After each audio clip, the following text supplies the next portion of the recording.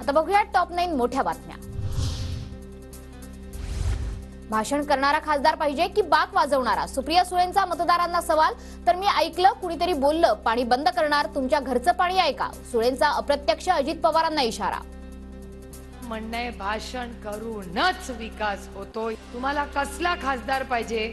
बोलणारा खासदार पाहिजे का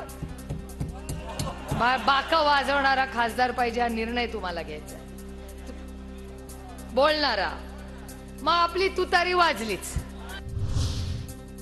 देवेंद्र फडणवीसांविरोधात ठाकरे गट पवार गटानं कट रचला होता। पवार गटाची माहिती महिला नेता, आयपीएस अधिकारी आणि आमदाराचा कटात समावेश होता। लवकरच गौप्यस्फोट करणार भाजप नेते मोहित कंबोज यांचा गंभीर आरोप।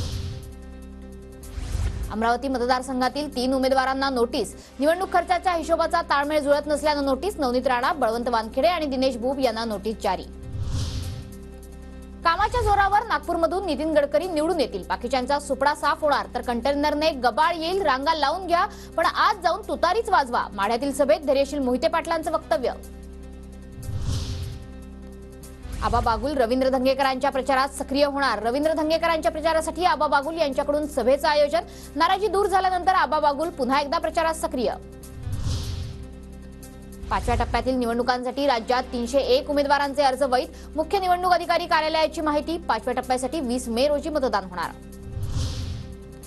पालघरमध्ये 4 जणांचे उमेदवारी अर्ज बाद। छाननीनंतर 4 उमेदवारांची 5 नामनिर्देशन पत्र अपात्र तर 21 नामनिर्देशन पत्र पात्र ठरवण्यात आली। ठाणे जिल्ह्यातून 91 अर्ज वैध। भिवंडीत सर्वाधिक 36, कल्याणमध्ये 30 आणि ठाण्यामधून 25 उमेदवार निवडणुकीच्या रिंगणात।